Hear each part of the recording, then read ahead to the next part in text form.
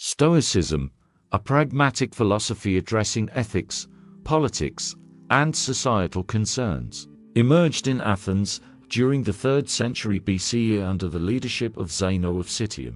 As a prominent Greek philosophy during the Hellenistic era, Stoicism aimed to guide individuals toward eudaimonia, or happiness, insisting that it could only be attained through a virtuous life aligned with nature.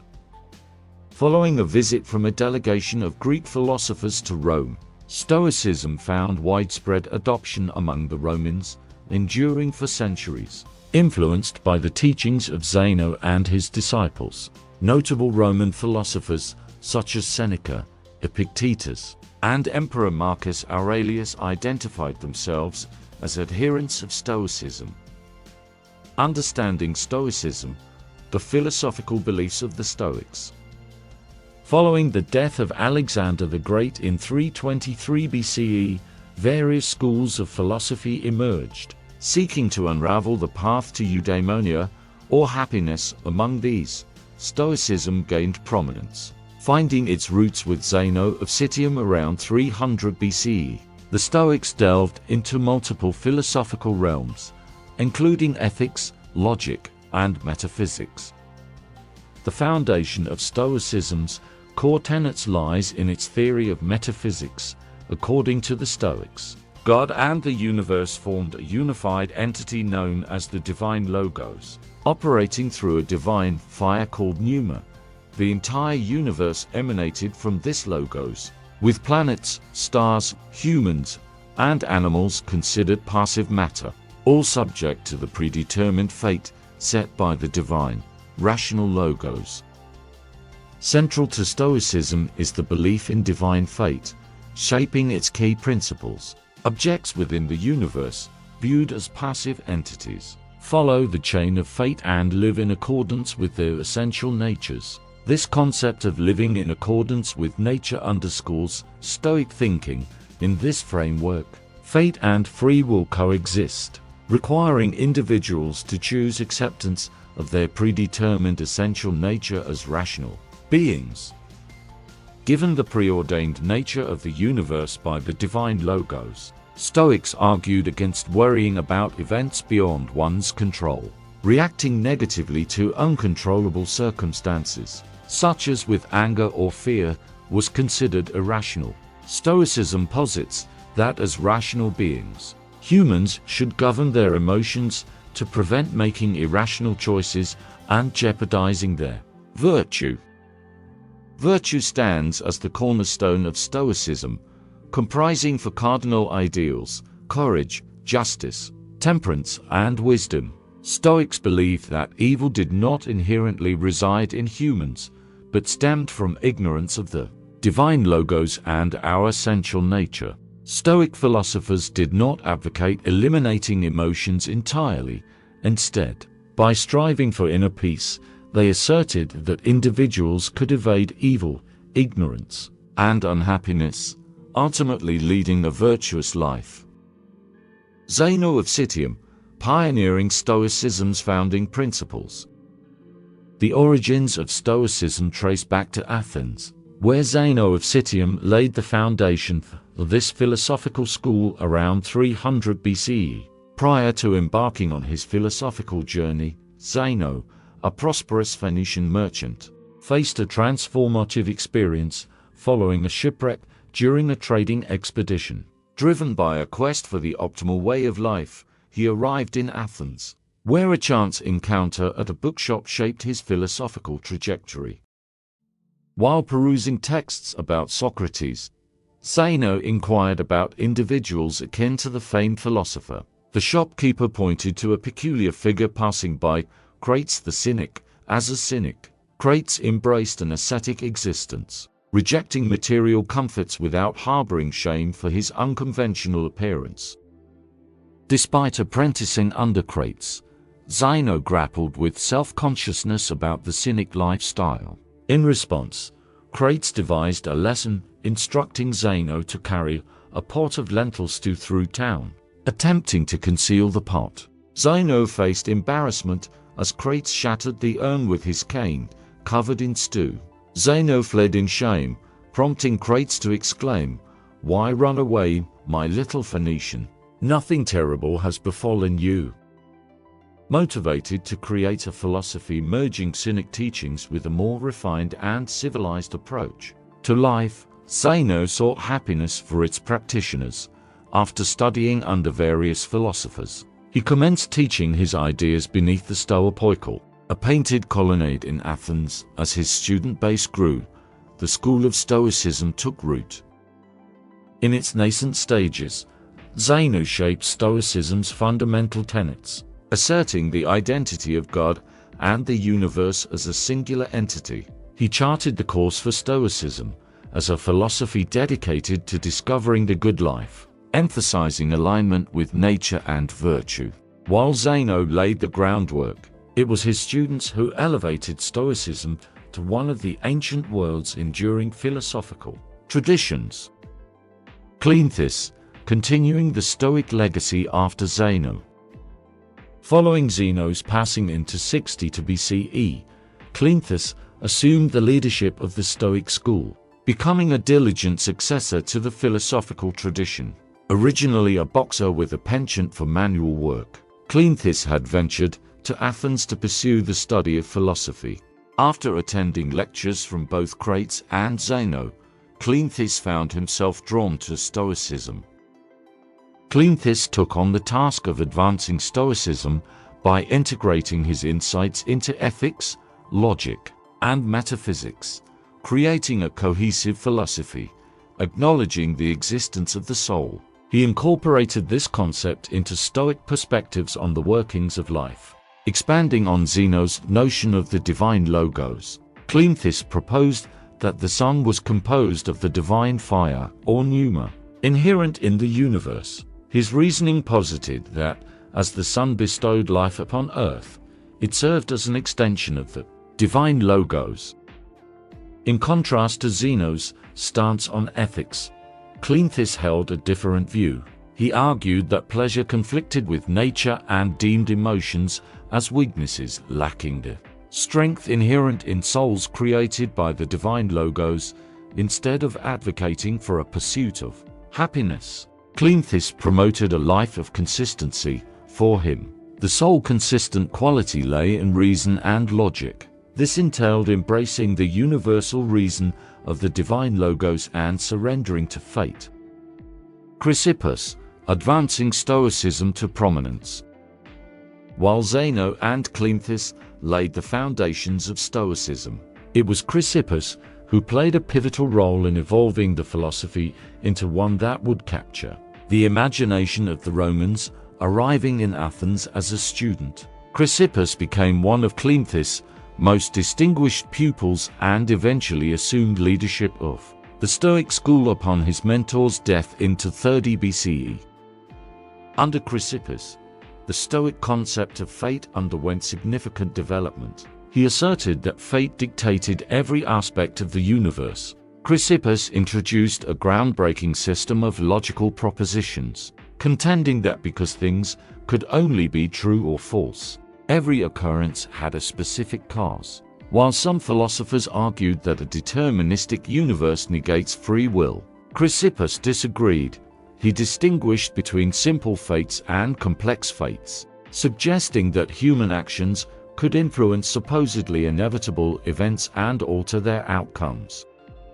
Chrysippus highlighted the idea that while predetermined fate might lead to experiences like illness, our reactions to such events are entirely our own, granting us agency. According to him, these reactions are part of our inherent nature bestowed by the divine logos. Under Chrysippus, Stoic ethics shifted from the impersonal, rational objectives of Cleanthes to a more individual focus. The goal of life, for Chrysippus, became living in harmony with our innate, rational observations of nature. Similar to Cleanthes, Chrysippus advocated for taking control of our emotions to attain a state of inner peace known as ataraxia. He believed that reason and logic could be employed to prepare for situations that trigger passionate emotions, preventing them from overwhelming us. as Stoicism embarked on a trajectory that would establish it as the dominant philosophy of the later Roman Empire.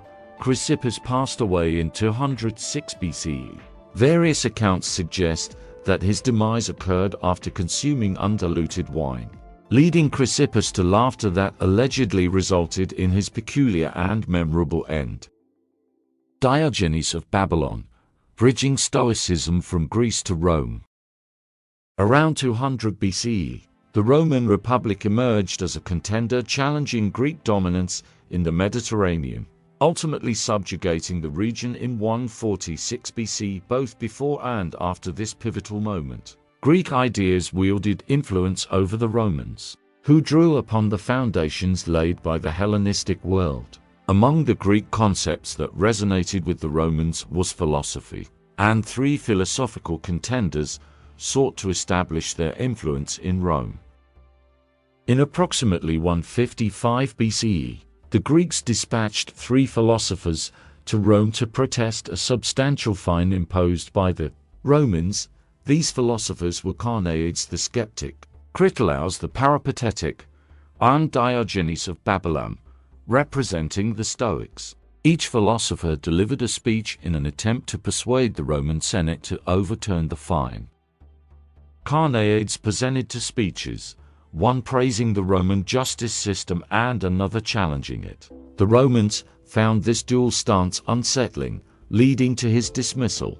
Crysippus argued that pleasure was a vice, a perspective that did not resonate well with the assembly. However, Diogenes' speech garnered praise for its calm and modest delivery, sparking Roman interest in Stoicism.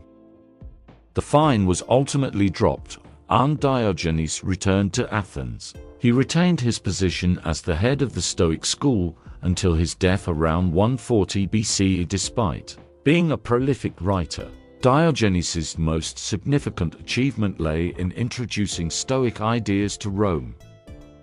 Panaetius of Rhodes, a revolutionary figure in Stoicism. While Diogenes of Babylon introduced Stoic concepts to Roman thought, it was Panaetius of Rhodes who played a pivotal role in disseminating these ideas. Born around 185 BC in Rhodes, Panaetius moved to Athens during his youth and immersed himself in the teachings of Diogenes and other Stoic philosophers. Having absorbed the wisdom of the Stoics, Panaetius crossed paths with the Roman statesman Scipio Aemilianus, forming an acquaintance. Following Scipio's return to Rome, Panaetius joined him and penned several influential Stoic texts. These writings gained prominence in Rome, influencing influential figures such as Cicero. Panaetius stood out as a radical within Stoicism, challenging many traditional concepts and crafting his own theories. He initiated a significant overhaul of Stoic metaphysics by simplifying it. Prior to Panaetius, most Stoics believed that pneuma, the divine fire, constituted the universe's fundamental element. They proposed a cyclical process called the conflagration, involving the destruction and rebirth of everything. Panaetius rejected this fatalistic notion and ceased to teach it. Additionally, Panaetius diverged from another conventional Stoic idea, apatheia, or the regulation of emotions. He contended that certain emotions and pleasures did not contradict living in harmony with human rational nature. Given Panaetius's profound influence on subsequent Roman Stoics, he undoubtedly stands as one of the school's most significant thinkers. Serving as one of the Stoic school's last masters, Panaetius passed away around 110 BCE. Seneca the Younger, a controversial figure in Stoicism. Seneca stands out as one of the most renowned and contentious Stoic philosophers. Born in Spain around 04 BCE, he emerged as one of Rome's greatest writers. Seneca's philosophical journey began in his youth, when he moved to Rome to study under the Stoic Attalus. Climbing the ranks, he eventually attained the positions of a clerk and, later, a senator. Seneca's life, however, was marked by persecution and paradoxes. Accused of adultery with the sister of the former emperor, Caligula in 41 CE. He faced exile to Corsica by Emperor Claudius. 8 years later, he was summoned back to Rome by Claudius' wife, Agrippina, to serve as the tutor to her son, Nero, who would become one of Rome's infamous and cruel emperors. As a Stoic committed to virtue, Seneca's philosophical principles clashed with his advisory role to a despotic ruler and his amassing of considerable wealth. Challenging a straightforward alignment with Stoic values, in 65 CE, Seneca found himself implicated in a plot against Nero's rule. While the charges were likely unfounded, the paranoid Nero, angered by the perceived betrayal, commanded Seneca to take his own life. Seneca, embodying the Stoic principle of apatheia, retained control over his emotions and accepted his fate. He complied with Nero's order, ending his life by slashing his wrists and taking poison. Throughout his career, Seneca penned a series of letters to friends and family, many of which are captured in works like On the Shortness of Life. In these letters, he emphasized the Stoic idea of not agonizing over events beyond one's control. Seneca consistently consoled his loved ones when adversity befell him, demonstrating Stoic composure in the face of extreme challenges. While opinions about Seneca may be divided, his resilience in maintaining Stoic control amid profound adversity remains an undeniable aspect of his legacy. Epictetus, exemplar of Stoic philosophy. Epictetus, one of Stoicism's most renowned practitioners, was born in 55 CE in present-day Turkey as a crippled slave to a wealthy statesman. Despite his challenging circumstances, Epictetus had the opportunity to study Stoic philosophy. Upon gaining his freedom, he dedicated himself to teaching philosophy. However, in 93 CE, Emperor Domitian prohibited the practice of philosophy in Rome. In response, Epictetus departed for the Greek city of Nicopolis, where he established a philosophical academy. Adopting a modest lifestyle and eschewing material possessions, he wholeheartedly devoted himself to imparting the principles of Stoicism. Despite a difficult start in life, Epictetus embodied the essence of Stoicism. He instructed his students not to complain or fret over events beyond their control, emphasizing that nothing had been taken from them that did not belong to the universe. Epictetus aimed at present Stoicism as a practical philosophy applicable to real-life situations. He believed in humanity's destiny as rational beings bestowed by the gods, and asserted that it was our responsibility to fulfill this purpose by living virtuously and in harmony with our nature, using our rational faculties. Central to Epictetus's teachings was the Stoic idea that evil was not inherent to human beings, but arose from ignorance and irrational behavior. He argued that our pursuit of virtuous living should extend beyond ourselves to benefit our family and fellow countrymen, advocating a willingness to assist others. Epictetus exemplified this principle through his actions. In his old age, he willingly adopted the abandoned child of a friend, caring for the boy as if he were his own.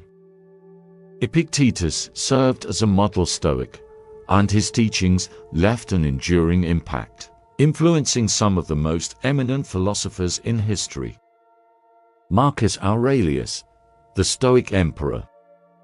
One of the most renowned texts in philosophy, Marcus Aurelius' Meditations, stands as a collection of Stoic principles that the emperor lived by during his reign, composed as a series of daily affirmations. These maxims reflect the profound influence of Epictetus' discourses on Marcus Aurelius during his early years of studying philosophy. Marcus Aurelius ascended to the throne in 161 CE, facing a tumultuous reign marked by famines, conflicts with Parthians and Germanic tribes, and an unsuccessful coup in 175 CE. The loss of his wife, Faustina, added to the challenges. Throughout these trials, Aurelius turned to his meditations, finding solace in Stoic wisdom. The journal served as a repository of Stoic mantras that helped him navigate the complexities of rulership. Drawing inspiration from Stoic principles, Marcus Aurelius emphasized introspection, urging himself to evaluate judgments, discern his place within the universe, and live in harmony with his nature. He advocated a form of apatheia, resisting the sway of emotions in response to crises and, instead, approaching challenges with rational thinking and inner calm. The emperor stressed the futility of worrying about events beyond one's control, attributing the course of events to the inexorable chain of fate. In his rule, Marcus Aurelius sought to embody the cardinal virtues of Stoicism: courage, justice, temperance, and wisdom. Recognized as the last of Rome's 5 good emperors by Niccolò Machiavelli, Aurelius' leadership reflected Stoic ideals. Meditations has endured as one of Stoicism's seminal works, influencing politicians and thinkers across centuries. Its timeless wisdom continues to resonate and shape perspectives in the modern world.